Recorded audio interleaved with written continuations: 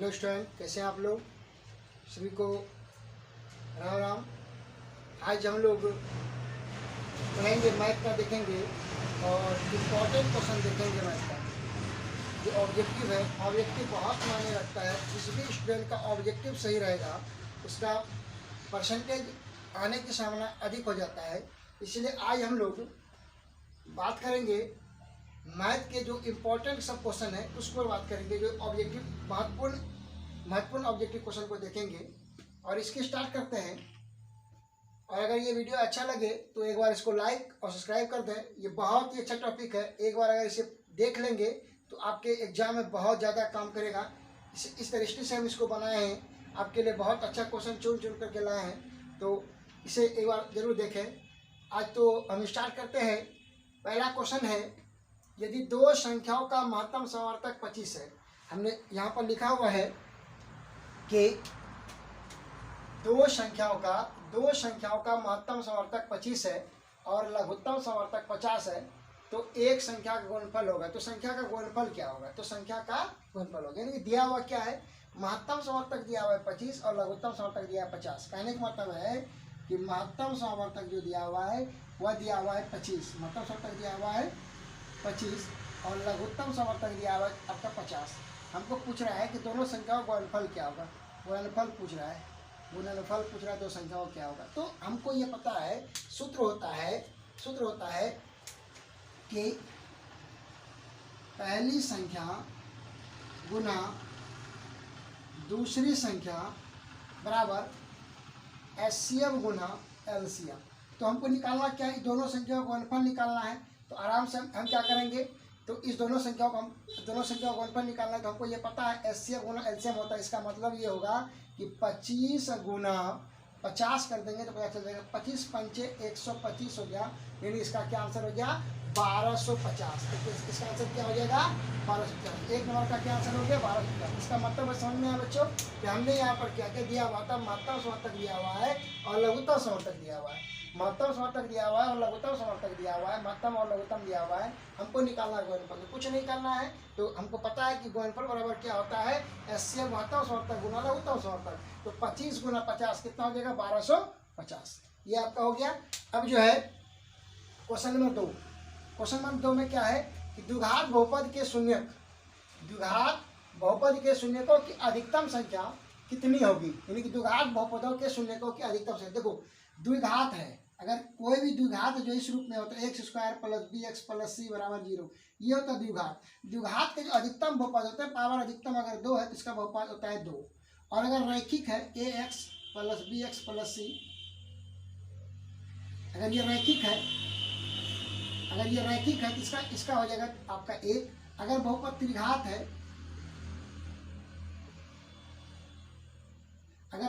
है इसका होता है 3। तो द्विघात रहेगा तो 2, रैखिक रहेगा तो 1 और त्रिघात रहेगा तो 3। तो यहाँ सवाल क्या है, द्विघात बहुपद के शून्यकों की अधिकतम संख्या कितनी होती है, 1 होगा, 2 होगा, 3 होगा, 4 होगा। तो हमको ये पता है द्विघात बहुपद है, जहाँ पर बहुपद है द्विघात, तो द्विघात होगा तो 2 होगा, त्रिघात होगा तो 3 होगा और अगर रैखिक होगा तो 1 होगा। यहाँ तक हो गया, समझ में आ गया। अब आगे सवाल क्या है, यदि बहुपद x square plus 3x minus 1 के शून्यक अल्फा और बीटा हो तो, यानी यदि बहुपद एक्स स्क्वायर और 3x प्लस माइनस 1 के शून्यक अल्फा और बीटा हो तो क्या होगा, यहाँ a माइनस 1 ए पर पावर माइनस 1 प्लस बी पर पावर माइनस 1 का मान क्या होगा, इसको समझेंगे। देखो इसमें दिया क्या है, यहाँ पर अगर हम देखेंगे, यहाँ पर समीकरण दिया हुआ है X square plus 3x minus 1, ये समीकरण दिया हुआ है। हमको पूछ रहा है मान, कि मान क्या होगा, a पर पावर माइनस 1 b पर पावर माइनस 1, इसका वैल्यू क्या होगा। तो हमको ये पता है अगर किसी के ऊपर पावर अगर माइनस 1 रहता है इसका वैल्यू होता है 1/a।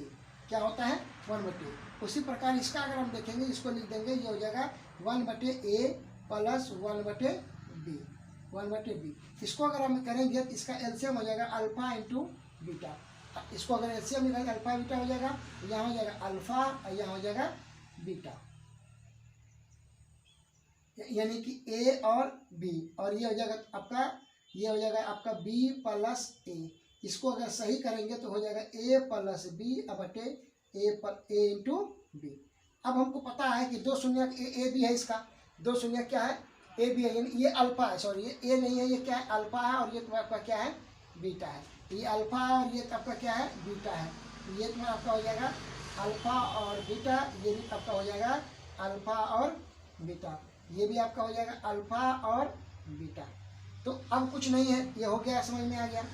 अब देखो तो अल्फा प्लस बीटा का वैल्यू क्या होता है माइनस बी बटे ए, और अल्फा इंटू बीटा का वैल्यू होता है सी बटे ए। यहाँ पर ए मिल रहा है, ए और ए क्या कट गया तो माइनस बी बटे क्या बचा सी। अब यहाँ पर देखना है, ये होता है A X square B X plus C बराबर 0। अब यहाँ पर देखो हमको निकालना किसका बी का वैल्यू, तो बी का वैल्यू कितना लिखा हुआ है यहाँ पर 3 लिखा हुआ है, ये कितना हो जाएगा -3।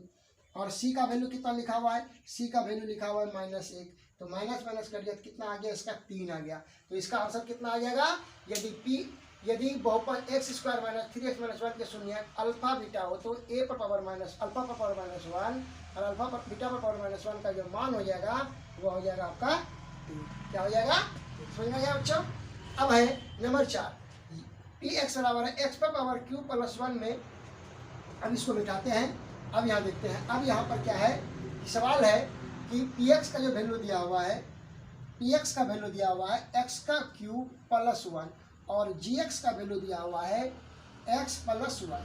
हमको ज्ञात क्या करना है, हमको पूछ रहा है कि पी बटे एक्स और जी एक्स का जो है घात क्या होगा, क्या होगा घात क्या होगा, ठीक है। अब इसका मतलब ये है, कह रहा है कि जी एक्स से पी एक्स में भाग देना है। अगर हम इसे भाग देंगे x प्लस 1 से अगर हम भाग देंगे एक्स क्यू प्लस 1, तो देखिए हमको कुछ नहीं देखना होता, यहाँ का पहला अक्षर, इसका पहला अक्षर और इसका पहला अक्षर देखना होता है। यहाँ x है, यहाँ भी x है, यहाँ पर x कितना है 1 है और यहाँ पर 3 है, हमको यानी कि 2x चाहिए। कितना चाहिए 2x चाहिए, तो 2x चाहिए कि कट जाएगा, कितना हो जाएगा एक्स क्यूब, ये तो आपका हो जाएगा एक्स स्क्वायर। अगर इसको हम कटाएंगे, इसको अगर कटाएंगे तो ये हो जाएगा माइनस, ये भी हो जाएगा माइनस, ये कट गया एक्स स्क्वायर बचा प्लस 1। अब देखो अब यहाँ पर क्या होगा, अब किससे कटेगा, ये x से कटेगा, किससे कटेगा x से, तो क्या हो जाएगा ये एक्स स्क्वायर प्लस एक्स, ये आपका ये माइनस है, ये भी माइनस, ये कट गया। अच्छा यहाँ पर ये जो उतरा ये माइनस में आया, ये जो माइनस है तो यहाँ भी आपका क्या होगा माइनस होगा, ये भी माइनस होगा। अच्छा ये माइनस होगा तो ये भी आपका ये आपका प्लस में है, ये आपका क्या हो जाएगा माइनस में हो जाएगा, तो ये आपका ये भी प्लस हो जाएगा, ये भी प्लस हो जाएगा, यहाँ हो जाएगा एक्स प्लस 1। अब यहाँ पर प्लस है, यहाँ पर भी प्लस होगा तो एक बार में कट जाएगा एक्स प्लस 1, ये प्लस में तो ये माइनस हो गया, ये कट गया। यानी कि जो भाजक आ गया, अगर इसको भाग दे रहे हैं, अगर इसको हम भाग दे रहे हैं, कहने का मतलब पी एक्स बटे जी एक्स का घात पूछ रहे हैं, तो पी एक्स का वैल्यू है एक्स पर पावर 3 प्लस 1 बटे एक्स प्लस 1। अगर इसको भाग देते हैं तो आ जाता है X square minus x plus 1। अब बताओ इसका घात अधिकतम कितना है, इसका घात अधिकतम आपका आ गया 2, तो आंसर इसका क्या हो जाएगा, इसका आंसर हो जाएगा आपका 2। तो बहुत ही इंपॉर्टेंट सा क्वेश्चन है, इसीलिए इसको ध्यान से देखेंगे और समझेंगे, एकदम बारीकी से हम देख रहे हैं। इस तरह का सवाल बहुत एग्जाम में आया जो है, इसीलिए हम सारे क्वेश्चन को जो पिछले से पूछा गया क्वेश्चन में सभी को उठाए हैं। अब यहाँ पर है निम्न बिंदुओं में से कौन बिंदु 3x प्लस 2y प्लस 12 के आलेख पर स्थित नहीं है, इसमें से कौन तुम्हारा है नहीं है, इसको देखते हैं। अब यहाँ पर क्या है, समीकरण दिया हुआ है 3x प्लस 2y बराबर 12, ये समीकरण दिया हुआ है। कहता है इनमें से कौन आलेख पर नहीं है, कुछ नहीं करना है, इसमें क्या है इसको ऑप्शन के हिसाब से हमको देख लेना है, क्योंकि सवाल है इस मतलब जो है ऑब्जेक्टिव सवाल है, इसमें देखना नहीं है, इसको ऑप्शन के हिसाब से देखना है। हमको ये पता है ये जो पहला वाला जो मान होता है वो x का होता है और ये y का मान होता है। अगर इसमें पुट कर देंगे जिसमें 12 आ जाएगा तो वो होगा, और जो नहीं आएगा वो नहीं होगा। तो अगर हम 2 का वैल्यू रख देते हैं, x की जगह अगर हम 2 रखते हैं, एक नंबर ऑप्शन सवाल नंबर 1 देते हैं, यहाँ पर 1 में देखते हैं क्या है कि 2 और 3 है, तो 2 और 3 है, x का वैल्यू अगर 2 रखें 3 दूनी हो जाएगा 6, और अगर y का वैल्यू अगर हम 3 रखते हैं तो 2 3 कितना हो जाएगा 6, 6 से कितना हो गया 12। इसका मतलब ये तो है ये आलेख पर स्थित है। अब दूसरा का देखते हैं, नंबर 2 का। नंबर 2 में क्या है, नंबर 2 में है 4 और 0। अगर हम x का वैल्यू कितना है, x का वैल्यू है आपका, x का वैल्यू 4 है, x का वैल्यू 4 है तो यहाँ पर रखेंगे 3 गुना 4 रखेंगे कितना हो जाएगा 12, और y का वैल्यू 0 रखेंगे तो भी 0, यानी 2 नंबर भी आ रहा है और 1 नंबर भी आ रहा है। Number option number 3। Option number 3 में क्या है, -2 और -3। अब इसको रखते हैं, x के जगह पे क्या रखेंगे, -2 रखेंगे, तो 3 दूनी कितना हो जाएगा, -100, और प्लस y के जगह पे क्या रखेंगे, 3 रखेंगे, तो 3 दूनी कितना हो जाएगा, -100, ये हो जाएगा -6, इधर 12 हो गया, तो 6 कितना हो जाएगा, -12 बराबर 12। ये बराबर नहीं है, ये तुम्हारा क्या बराबर नहीं है, तो इसका आंसर क्या आ जाएगा, ये। तो इसको इस तरह का सवाल को हम ऑप्शन के देख करके क्या करेंगे, बना लेंगे। तो ये अब आगे देखते हैं, आगे क्या है, आगे नंबर है आपका 6 नंबर। यदि बहुपद x² - 4x के शून्य अल्फा और बीटा हो तो अल्फा इंटू बीटा का मान क्या होगा। कुछ नहीं है, समीकरण दिया हुआ है, समीकरण दिया हुआ है क्या, x² - 4x + 1, ये समीकरण दिया हुआ है। हमको पूछ रहा है इसका दो शून्यक है, अल्फा और बीटा है, तो अल्फा इंटू बीटा का वैल्यू क्या होगा। अल्फा इंटू बीटा का वैल्यू होता है c/a, क्या होता है, c/a। c का वैल्यू यहाँ पर कुछ क्या दिया हुआ है, 1 दिया हुआ है, और a का वैल्यू कितना दिया हुआ है, 1 दिया हुआ है। इसका मतलब इसका आंसर क्या हो जाएगा, 1 हो जाएगा। इसका आंसर क्या हो जाएगा, 1। तो कहाँ इसका ऑप्शन में, तो यहाँ 2 नंबर इसका आंसर हो जाएगा। इसका राइट आंसर क्या हो जाएगा, 2। ठीक है, अब है क्या, 2 एक घाती समीकरणों में रेखाचित्र यदि प्रतिच्छेदी हो तो हलों की संख्या क्या होगा। अगर 2 एक घाती है और उसका अगर प्रतिच्छेद करता है, इसका हल होगा अनंत। इसका हल क्या हो गया, अनंत हो जाएगा। यानी कि 2 एक घात वाला समीकरण है और उसका अगर रेखा क्या होता है, प्रतिच्छेदी करता है, a1/a2 बराबर नहीं है b1/b2। अगर ये प्रतिच्छेदी है तो है इसका जो है एक घाती समीकरण के रेखा चित्र में यदि प्रतिच्छेदी है तो हलों की संख्या क्या होगा। अगर एक घाती है, अगर क्या है 3x + by, सॉरी प्रतिच्छेदी है, प्रतिच्छेदी है, इसका मतलब है इसका हल निकल रहा है, इसका केवल और केवल क्या निकलेगा, एक हल निकलेगा। क्या हल निकलेगा, एक हल। प्रतिच्छेदी हो रहा है, a1/a2 बराबर b1/b2, अगर ये प्रतिच्छेदी हो रहा है, इसका मतलब क्या होगा, प्रतिच्छेदी तब होगा ना जब a1/a2 बराबर नहीं है b1/b2, तो ये प्रतिच्छेदी होगा, यानी कहीं ना कहीं ये कट रहा है, इसका मतलब इसका मान हल निकल रहा है, इसका आंसर हो जाएगा। आगे है समीकरण निकाय 2x - 6y + 8 बराबर 0, 3x - 9y बराबर + 12 बराबर 0 के कितने हल होंगे। क्या होंगे, इसके कितने हल होंगे। हल होने के लिए इसको जो है, अगर हम यहाँ देखें a1 का यहाँ पर वैल्यू, अगर इसको अनुपातों में तुलना कर दें, a1/a2 b1/b2 c1/c2 के अनुपातों में तुलना करते हैं, तो डायरेक्ट देते हैं, इसको हम लिख सकते हैं 2/3, इसको लिखेंगे -6/9, इसको लिखेंगे 8/12। अब इसको कटाते हैं हम, देखो ये कर जाएगा 3 से 2 बार में 3 दूनी 6, 3 3 9, ये भी माइनस में है, ये माइनस और ये माइनस क्या हो गया, कट गया। ये सर 4 दूनी 8, 4 3 12, तो आगे सर 2/3 बराबर 2/3 बराबर 2/3। ये तीनों क्या है, बराबर है, तीनों क्या है, बराबर है। अगर तीनों बराबर होता है, इसका मतलब है कि इसका हल क्या होगा, अनंत होगा, यानी कि अनगिनत हल होगा। क्या होगा, अनगिनत हल हो जाएगा। अगर ये तीनों बराबर होगा, अनगिनत हल होगा। एक बार हम देख लेते हैं बच्चों, अगर a1/a2 बराबर है b1/b2, अगर ये दोनों बराबर नहीं है, इसका क्या होगा, एक हल होगा। क्या होगा, एक हल होगा। अगर a1/a2 बराबर है b1/b2, अब तीसरा बराबर नहीं है, इसका कोई हल नहीं होगा, कोई हल नहीं होगा। और अगर तीनों बराबर है तो इसका अनंत हल होगा। ठीक है बच्चों, समझ में आ गया। अब आगे सवाल क्या है, आगे सवाल है 9 नंबर में। 9 नंबर में क्या है, दो चर x y में रैखिक समीकरण ax + by + c के कितने हल संभव है। और जब ये रैखिक समीकरण है, तो रैखिक समीकरण अगर एक अकेले दिया हुआ है, अगर दो चर का एक रैखिक समीकरण है, इसका हल होगा अनंत। यहाँ पर कुछ भी मान रखेंगे x का, तो मान निकलते चला जाएगा, कोई दिक्कत इसमें नहीं होगा।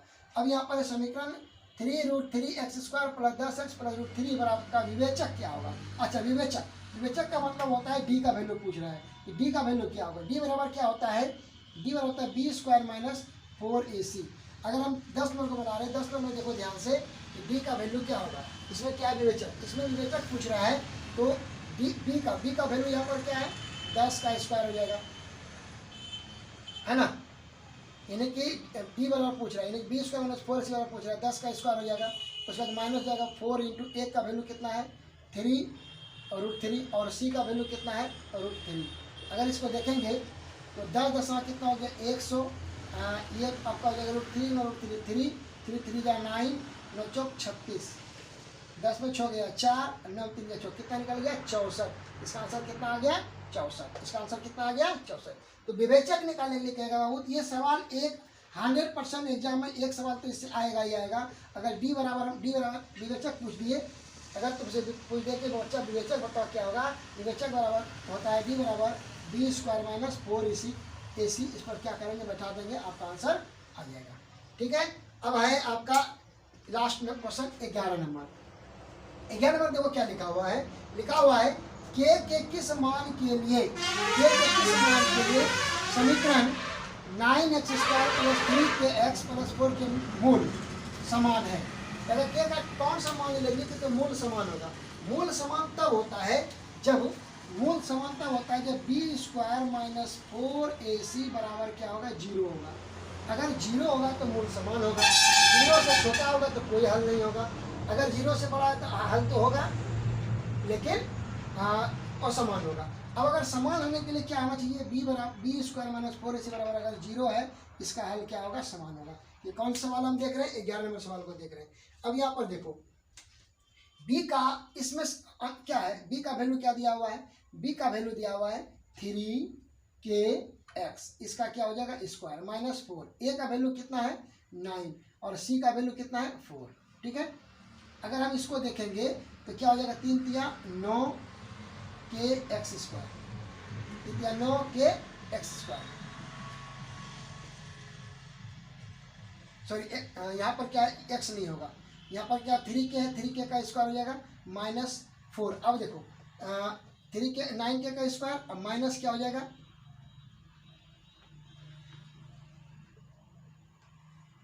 माइनस क्या हो जाएगा 9 चौक 36, 4 चौक 16 44, 144। देखो एक बार ध्यान से देखते हैं, अगर हम बात करते हैं कि अगर मूल समान का होता है, मूल समान होता है जब b² - 4ac बराबर क्या होगा 0। अब यहाँ पर b का वैल्यू देखो क्या है, b का वैल्यू है 3k, b का वैल्यू क्या है 3k, इसका क्या हो जाएगा स्क्वायर हो जाएगा 4 मल्टीप्लाई a का वैल्यू कितना है 9 है और c का वैल्यू कितना है 4 है।